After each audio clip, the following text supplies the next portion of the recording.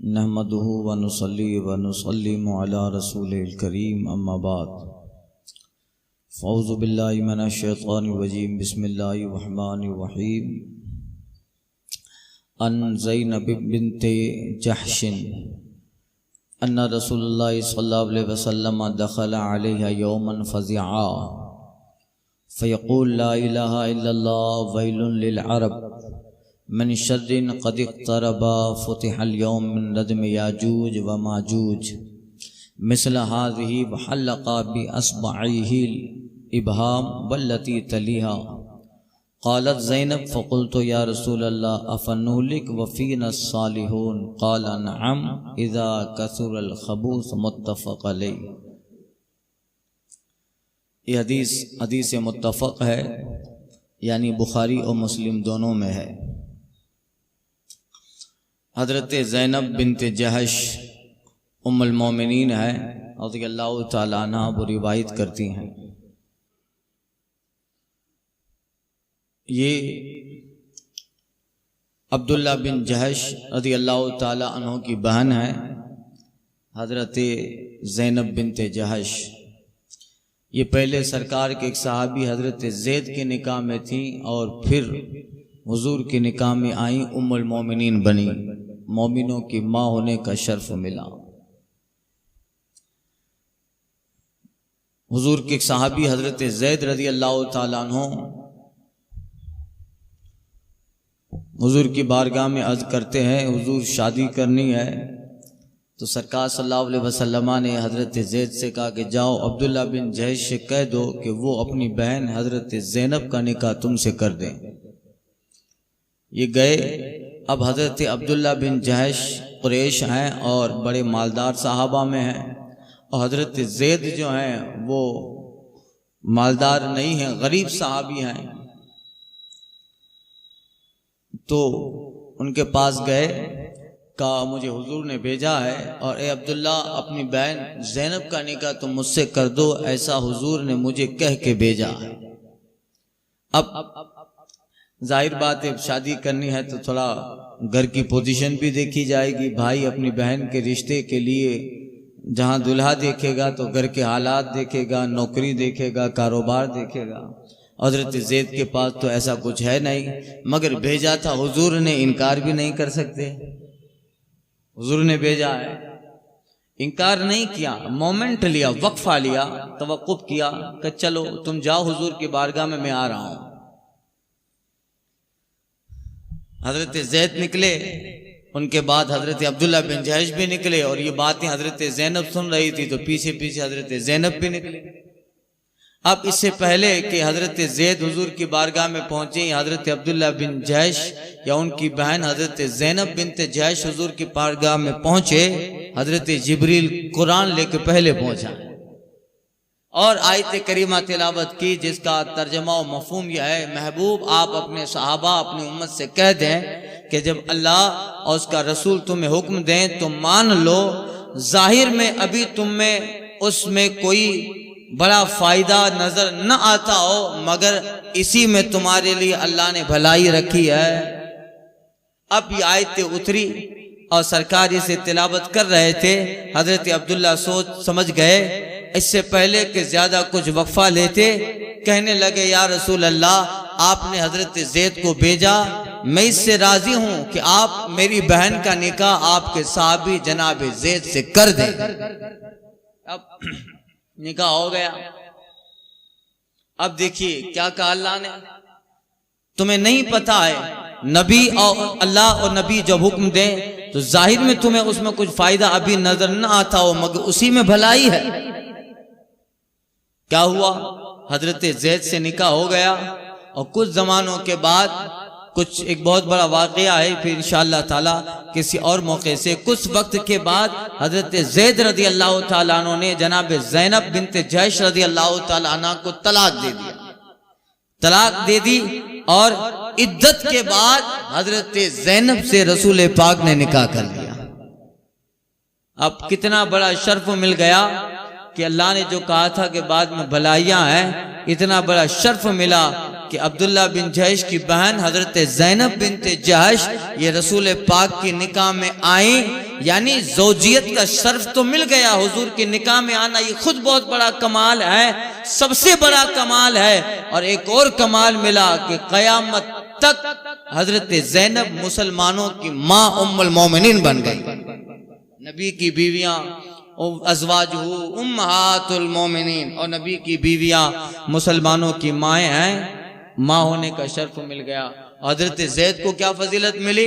अल्लाह अल्लाह, सहाबा में हजरत ज़ैद वो तन्हा सहाबी हैं कि नाम के साथ अल्लाह ने उनका जिक्र कुरान में किया है। हजरत अबू बकर के ताल्लुक से कुरान में कई एक आयतें हैं, मगर आप दिखा दो कुरान में अबू बकर सिद्दीक लिखा हो।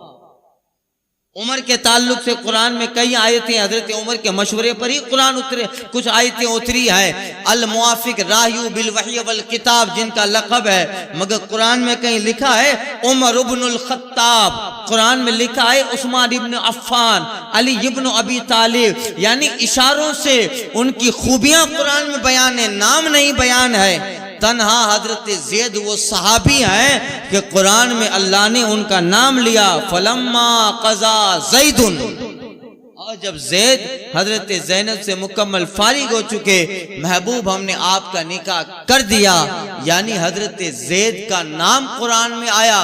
और क़यामत तक हजरत ज़ैद के नाम की कुरान में मोमिनीन तिलावत करेंगे। ये हजरत ज़ैनब बिन्ते जैश, तो चूंकि सरकार के अज़वाज में से हैं, उम्महातुल मोमिनीन में से हैं, तो हुजूर के करीब रहने वाली हैं। रिवायत करती हैं कि एक दिन सरकार सल्लल्लाहु अलैहि वसल्लम कुछ घबराहट में उनके पास आए, हजरत ज़ैनब के पास। सरकार कुछ जो है हालात हुजूर के जिस्म के ऐसे हैं कि ऐसा लगता है कि सरकार घबराए हैं, फज़िआ घबराए हैं। और हुजूर कह रहे हैं ला इलाहा इल्लल्लाह, ला इलाहा इल्लल्लाह। ये कलमा इस वक्त कहने की जरूरत यह है कि सरकार सल्लल्लाहु अलैहि वसल्लम उस वक्त अल्लाह का जिक्र करना मकसूद है कि घबराहट हो, उस वक्त रब का जिक्र, ये भी सुन्नत रसूल है। ला इलाहा, या कोई बड़ा वाक़िया हो, कोई बड़ी बात हो गई हो, तो अल्लाह की जो है का जिक्र इसम और अल्लाह ताला के इसमें जलालत होता है, अल्लाह अकबर कहते हैं ना। कोई बड़ी बात सुनते हैं तो कहते हैं अल्लाह अकबर, ऐसा है। हुजूर कह रहे थे ला इलाहा इल्लल्लाह। हजरत ज़ैनब कहते क्या हुआ? तो सरकार इशाद फरमाते हैं वैलुन लिल अरब, ऐ ज़ैनब अरब के लिए खराबी आ गई। मैं कहा है मैंने आपसे, अरब किसका नाम है? 4 हिस्सों का नाम अरब है। गौर से सुनिए, हम लोग मक्का और मदीना को अरब समझते हैं, 4 हिस्सों का नाम अरब है। हिजाज, जहां आज मक्का और मदीना है, इस पूरे इलाके को हिजाज कहते हैं। क्या कहते हैं? जिसमें नजद भी है यानी रियाज है, और जिसमें ताइफ भी आ गया, ये सारे इलाके। तो हिजाज, यमन, शाम और इराक, ये 4 हिस्सों का नाम अरब है। क्या है? इसको आप जरा जहन में रखिएगा, ये बात आएगी कभी, आगे कयामत का बयान आ रहा है, आगे इस चीज का जिक्र होगा। 4 चीजों का नाम अरब है। खाने काबा के कोने बने हैं ना भाई, एक तरफ जहां बाप हजर अस्वद है, रुकने अस्वद है, खाने काबा का एक कोना यमन की तरफ है, रुकने यमानी है। खाने काबा का एक कोना मुल्क शाम की तरफ है, रुकने शामी है। खाने काबा का एक कोना इराक की तरफ है, उसको रुकने इराकी कहते हैं। तवाफ करते हैं। तो ये चारों दिशाएं, और चारों दिशाओं के अंदर ये चारों जो जमीनों का हिस्सा है, इन सबको मिला दो तो एक खित्ता बनता है जिसको अरब कहा जाता है। खित्ता अरब, जजीरा अरब, खित्ता अरब जिसे कहते हैं। तो हुजूर अरब कहकर ये सारी जमीन मुराद ले रहे हैं, सिर्फ मक्का और मदीना ही नहीं है। वैलुन लिल अरब, हुजूर कह रहे हैं ऐ ज़ैनब अरब के लिए खराबी आ गई, अरब के लिए खराबी आ गई। मिन शर्रिन क़द इक़्तरबा, उस शर और उस बुराई से जो अरब के बिल्कुल करीब आ गई, अरब के करीब आ गई। फुतिहल यौम मिन रदम याजूज व माजूज, आका कहते हैं आज उंगली के बराबर याजूज माजूज की दीवार खुल गई। क्या कह रहे हैं हुजूर? आज मिन रद में याजूज व माजूज, आज उंगली के बराबर याजूज माजूज की दीवार खुल गई। कहते हैं रावी मिस्ल हादिही व हल्लका बि अस्बिल अबहाम वल्लती तलिहा, और आका ने अपना अंगूठा और अपनी शहादत की उंगली उनको मिलाया, और ऐसे इशारा, जैसे एक उंगली का इशारा करते हैं ना हम लोग, एक उंगली का इशारा कहते हैं, हुजूर ने ऐसा इशारा किया, अंगूठा और शहादत की उंगली को मिला के सरकार इशारा करते हैं, ऐ ज़ैनब इतना, यानी इस उंगली के बराबर आज याजूज माजूज की दीवार खुल गई, इसलिए समझो अरब के लिए खराबी आ गई, अरब के लिए खराबी आ गई। अब सुनिए, दो चीजें बयान हो गई यहां पर। पहली चीज, अरब के लिए खराबी, उलमा कहते हैं इससे मुराद क्या है? शारहीन लिखते हैं कि इससे मुराद फारूक आदम के जमाने के बाद अरब में जो फितने जाहिर हुए, जो जंगें हुई, जमाना है फारूक आदम के बाद, यानी जनाब उस्मान गनी रजी अल्लाह ताला अन्हु का जमाना, और उस्मान गनी रजी अल्लाह ताला अन्हु के जमाने में तरह तरह के फितने और बातिल और दुश्मनों ने जो अरब पर घेराव कर लिया, यहूद और नसारा एक तरफ है, मुशरिकीन एक तरफ है, बल्कि खुद उस्मान गनी रजी अल्लाह ताला अन्हु को कत्ल करने के लिए मिस्र से लोग आ गए हैं, और तरह तरह अरब के हालात खराब हो गए। ये मुराद है, यानी हुजूर देख रहे हैं कि अब के बाद क्या होने वाला है अरब में। या शारहीन कहते हैं कि इससे मुराद ये है, सरकार सल्लल्लाहु अलैहि वसल्लम ने उन फितनों को मुराद लिया जो इराक में हुए, क्योंकि इराक भी अरब का हिस्सा है। चंगेजी, तातारी, हलाकुं, जिन्होंने अरब के इलाकाए इराक की ईंट से ईंट बजा डाली, लाखों उलमा और मोमिनीन को इराक में कत्ल कर दिया और पूरा नक्शा इराक का बदल के रख डाला, तो हुजूर वो सारे हालात अपनी निगाहों से देख रहे थे, और सरकार को मिन जानिबिल्लाह ये सारे वाक़ियात दिखाए गए, इसलिए सरकार सल्लल्लाहु अलैहि वसल्लम जो है गमगीन हो गए, और हुजूर ला इलाहा इल्लल्लाह कलमे का विर्द कर रहे हैं। हजरत ज़ैनब से कहते हैं, ऐ ज़ैनब अरब के लिए खराबी आ गई, अरब के लिए खराबी आ गई। उस वक्त इतनी खराबी, अब देखिए अरब के हालात देख लीजिए, अभी सिर्फ नाम के ये लोग रह गए हैं, और ये सब कमीने अरब है भी नहीं, ये जो नजदी हैं ये अरब है भी नहीं, ये सब कुछ और है।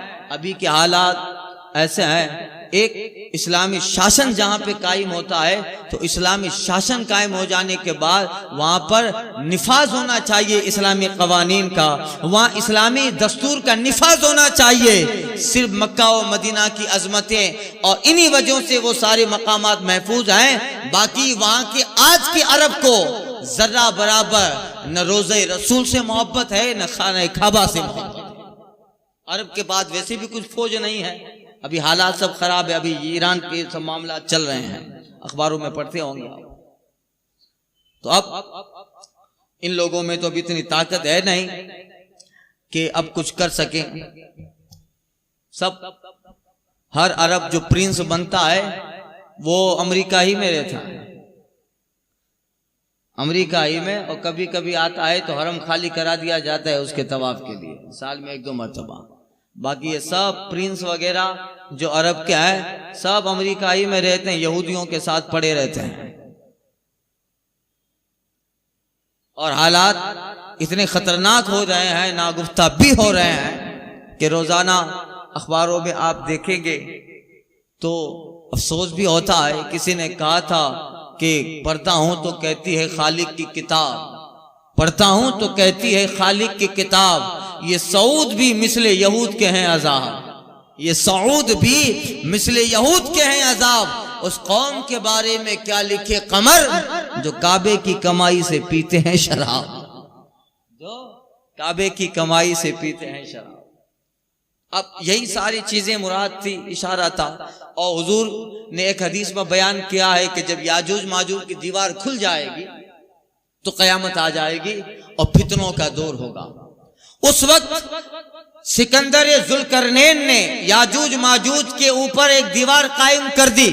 एक बहुत खतरनाक कौम है, आगे बाबू साम में उसका जिक्र आ रहा है। याजूज माजूज बहुत बड़े हैं, कद आवर, बहुत बड़ा कद है और इतने खतरनाक हैं कि हदीस शरीफ में आया है कि जब वो निकलेंगे तो इस तरह ये कौम कुफार होगी, काफिर होंगे ये सब, इस तरह दुनिया में उधम मचाएंगे याजूज माजूज। खाने पीने का हदीस शरीफ में आया है कि लोग चलेंगे ना तो उनकी टोकरियां बनी होगी, जमातें बनी होगी उनकी, एक एक जमात। एक जमात आएगी एक बहुत बड़े तालाब के पास, बहुत बड़े तालाब के पास, तो इतनी प्यासी होगी कि तालाब का पानी जमीन की तह तक चूस लेगी और ये पानी पी के चली जाएगी। तो दूसरी जमात आएगी तो देखेगा कि तालाब की तरह बना है मगर पानी नहीं है, तो वो लोग ये कहेंगे कि ऐसा लगता है कि इस जमीन पे कभी अल्लाह ने पानी बरसाया ही नहीं है। इस तरह पानी चूस लेंगे जमीन से। बड़ा बड़ा जो दरख्त होता है ना, बरगद वगैरह का, ये बड़े बड़े दरख्त है, उनके चंद लोग उस दरख्त को ऐसे खा जाएंगे कि ऐसा लगेगा कि जैसे चावल के दाने खा रहे हैं। और इस खतरनाक कौम होगी और लाखों की तादाद में होंगे। कितने? पूरी दुनिया का गश्त करेंगे, समंदर का पानी पी जाएंगे, दरख्त और कीड़े मकोड़े जानवरों को एक एक लुकमा में खा जाएंगे। बड़े बड़े गाय बैल भैंस जो है वो उनके एक लुकमे, जैसे हमारे चावल का लुकमा होता है, इतने खतरनाक।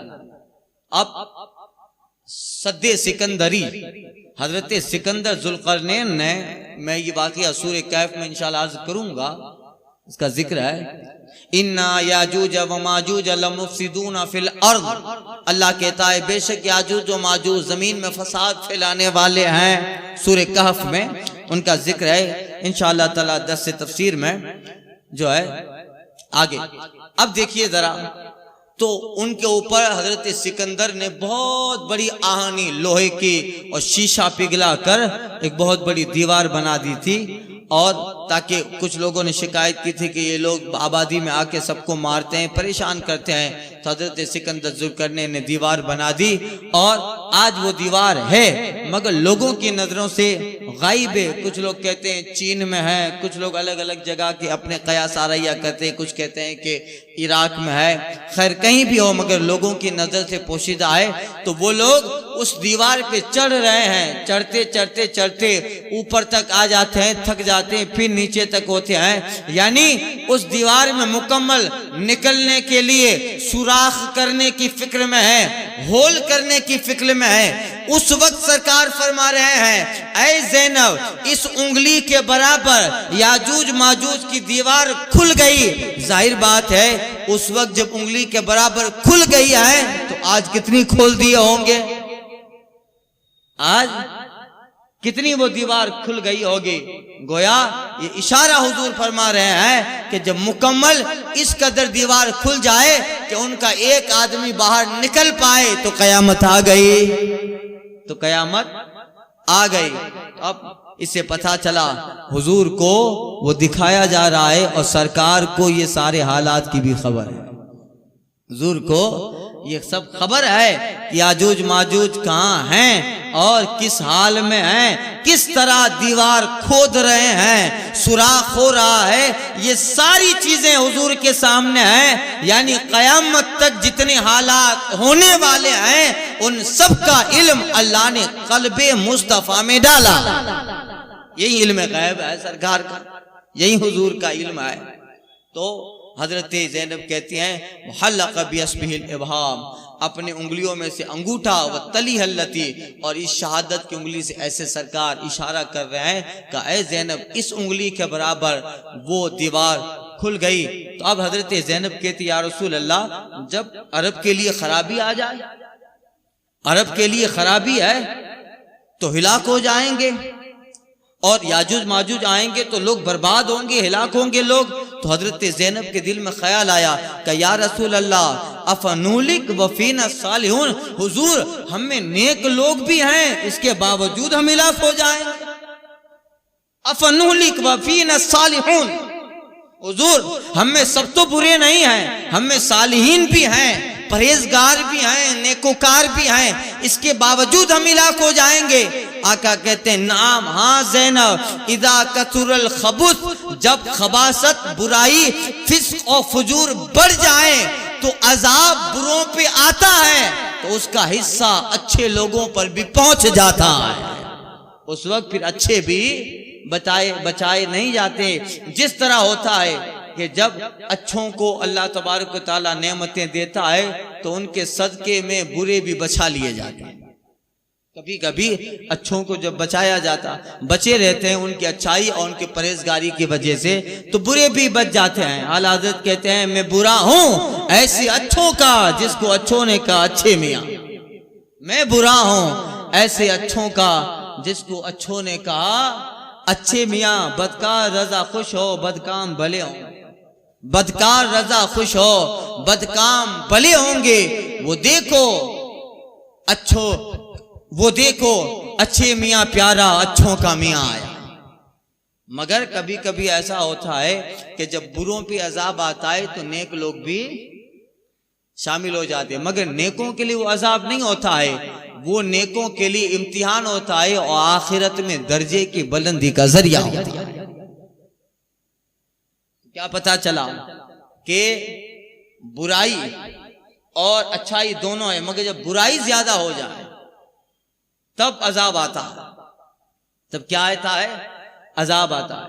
और जब अच्छाई ज्यादा हो जाती है तो फिर बुरों को भी बख्श दिया जाता है, और अच्छों को जब बचाया जाता है तो बुरे भी बच जाया करते हैं, नेमत से हिस्सा पाते हैं। जब अच्छाई ज्यादा हो, थोड़े बहुत बुरे हो, मगर बुराई ज्यादा हो, वो अच्छे कम हो, तो फिर अजाब आता है। तो फिर अच्छे लोग भी उस अजाब में जो ये गिरफ्तार होते हैं। जैसे आज का माहौल है, अच्छाइयां कम है, बुराइयां ज्यादा है।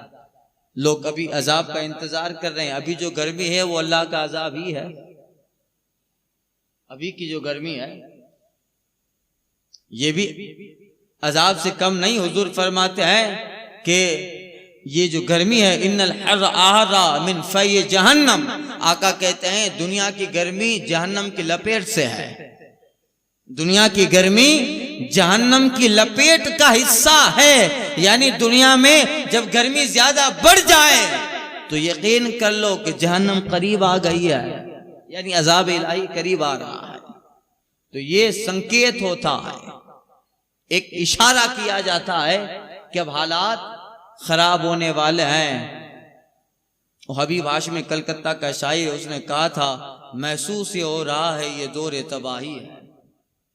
मुफ्ती आरिफुल्लाह साहब ये शेर बोलते थे सर, महसूस ये हो रहा है ये दौर तबाही है, शीशे की अदालत है पत्थर की गवाही, शीशे की अदालत है पत्थर की गवाही है। इस दौर की तमसिल किसी जमाने में न देखोगे, इस दौर की तमसिल किसी जमाने में न देखोगे। कातिल ही सिपाही, कातिल ही मुहाफिज है और कातिल ही सिपाही है। कातिल ही मुहाफिज है और कातिल ही सिपाही है। सूरज से खुदाओं की ये कोर बीनी है, सूरज से खुदाओं की ये कोर निगाही है। महलों में उजाला है, कुटियों में सियाही है। अब ये हालात, बुराइयों की कसरत हो रही है हमारे मुआशरे में। जरा एक नजर डालिएगा आप, 100 घरों को ले लें, 100 घर, हर घर में अगर बसने वाले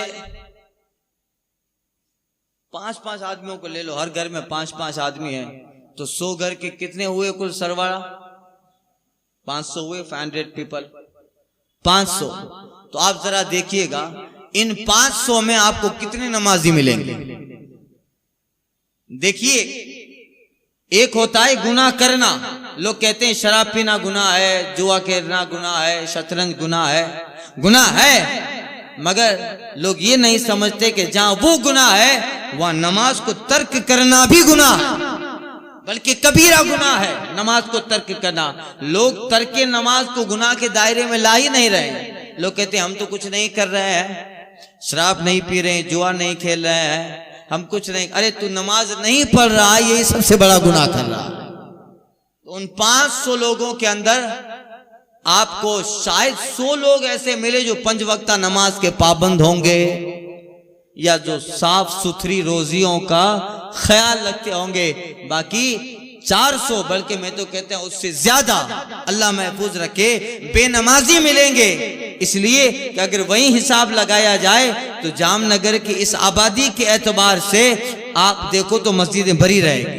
इससे पता चला लोगों की तादाद कम है, गोया 500 में 100 नमाजी भी न मिलेंगे। क्या मतलब? गोया बुराइयों की कसरत है, बुराइयों की। तो फिर अजाब का इंतजार किया जाए, अजाब का। और ये तो सरकार की रहमत है कि अब हम पर वो अजाब नहीं आएगा जो अगली कौमों पे आया है। पत्थर आया, सारी कौम बर्बाद हो गई।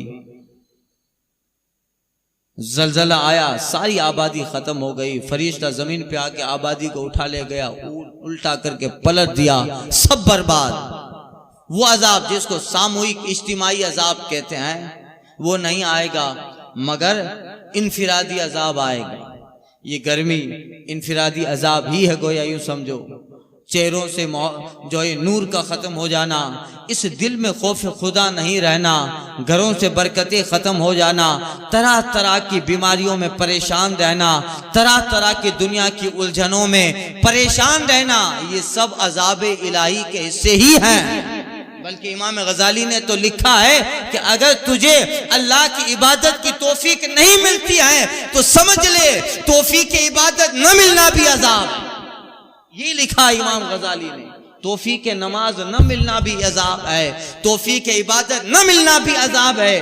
कि तेरे दिल में वो तौफीक नहीं है कि तू मस्जिद में आए तो समझ ले कि ये भी अजाब है। ये भी क्या है?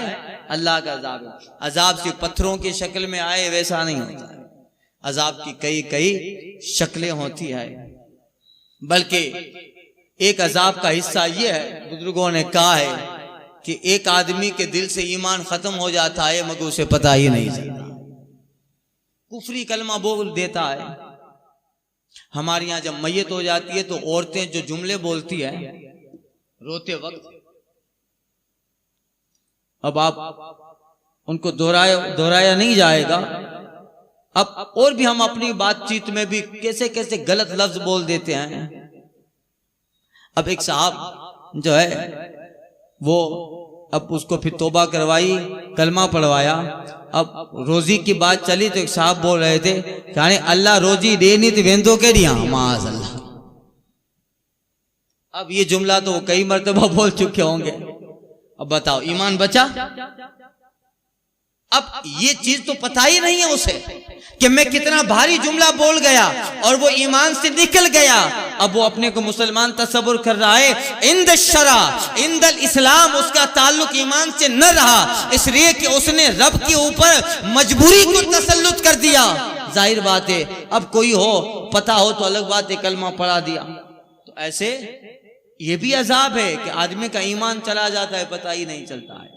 तो लोग ये न समझें कि अजाब सिर्फ ऐसा ही आएगा जैसे अगली कौम में कुत्ता और सुअर बना दी गई।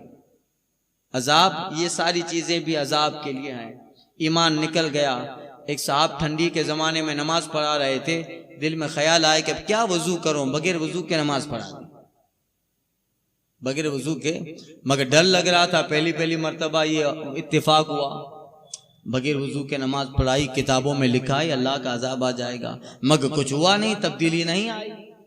तो फिर दूसरे दिन और उसको ख्याल आया कुछ तो हुआ नहीं, तो दूसरे दिन भी बगैर वजू के नमाज पढ़ा दी। फिर आदत हो गई, यहां तक कि कभी कभी तो जनाबत की हालत में होता वो नमाज पढ़ा देता, माज़अल्लाह।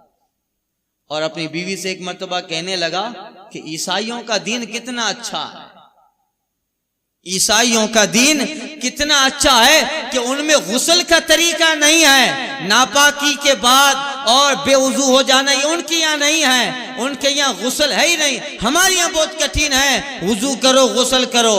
अब ये जुमला उसने कह दिया कि ईसाइयों का दीन कितना अच्छा है। जाहिर बात है वो तो गंदे लोग हैं, वहां है क्या गुस्ल वगैरह?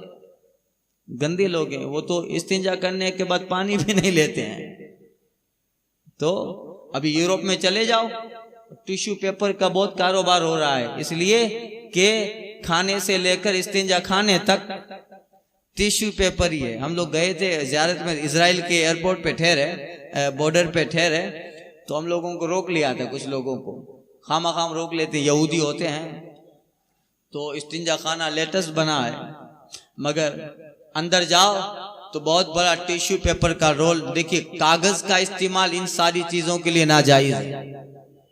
हाथ पोंछने के लिए कागज का इस्तेमाल और इन नजासत पहुंचने के लिए, इसलिए कि कागज को जिसने वज़ा किया है उसकी वज़ा लिखने के लिए है। उसकी वज़ा किस लिए है? लिखने के लिए। तो ये मसला भी है, उसको इसीलिए इस्तेमाल किया जाए।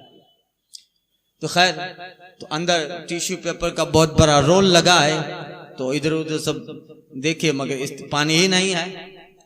इस्तिंजा में, इस्तिंजा खाने में पानी नहीं था। बाहर निकलो तो एक बहुत बड़ा वॉश बेसिन लगा है, तरह तरह के 10-12 शैम्पू हैं। हाथ धोने के लिए इतनी बड़ी तादाद में शैम्पू और पानी है, और जिसको धोना है वहां पानी ही नहीं रखा है।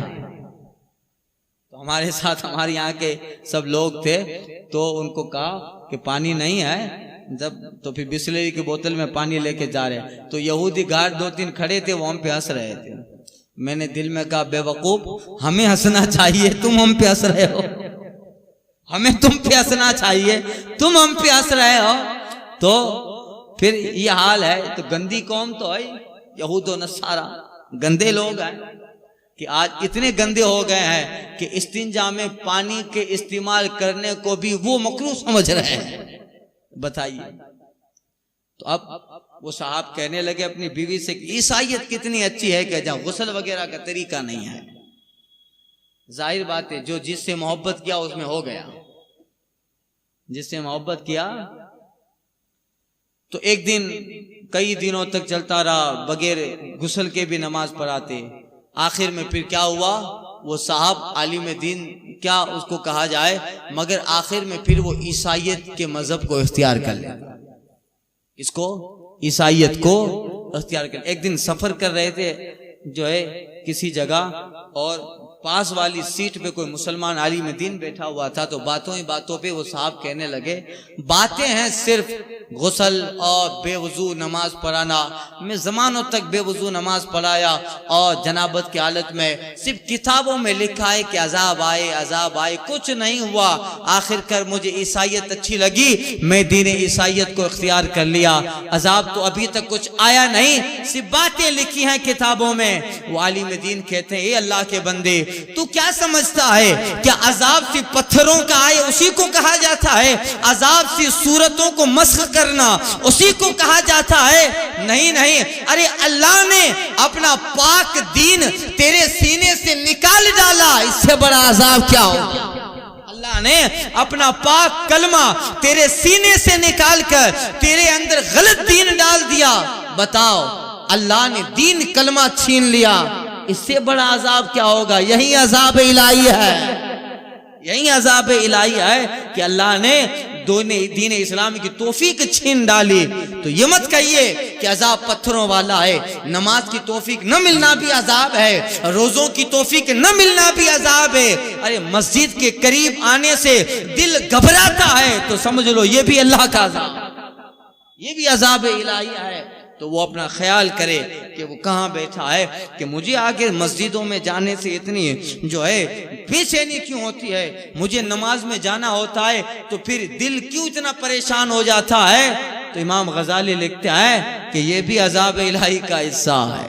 तो भी फिक्र करनी चाहिए कि इस दिल में मोहब्बत इबादत हो, मोहब्बत सोमो सलात, वो भी इबादत जो है अल्लाह ताला की बारगाह में बेहतर। तो अब सरकार फरमाते हैं, इदा कथुरल खबुस, जब बुराइयां बढ़ जाएंगी, फिस्को फजूर बढ़ जाएगा, तो ए ज़ैनब उस अजाब में नेक लोग भी आ जाएंगे। जब बुरे हलाक होंगे तो नेक भी आ जाएंगे। इसलिए इबादत का ज्यादा होना, ये अच्छाई की दलील है और फिस्क व फजूर का ज्यादा हो जाना ये अजाब का संकेत है। आज बुराइयां बढ़ रही है मुआशरे में, ये फिक्र की जाए हमारे घरों में इस्लामी माहौल कायम, नमाजों की पाबंदियां और दिल में इबादत का जज्बा रहे, मस्जिद से दिल लगा रहे, घर में माएँ बहनें मुसल्ले की आदी रहें, नमाज पढ़ने की आदी रहें और इबादत से दिल लगा रहे, तो फिर समझो कि ये अच्छाई की दलील है। तो फिर अजाब टल जाता, अजाब क्या होता है, टाल दिया जाता है। वरना आज के हालात ये हैं कि ऐसा लगता है, महसूस ये हो रहा है ये दौरे तबाही है, शीशे की अदालत है, पत्थर की गवाही है। अल्लाह ताला कबूल फरमाए। आगे इसी ताल्लुक से हदीस इंशाअल्लाह ताला आइंदा।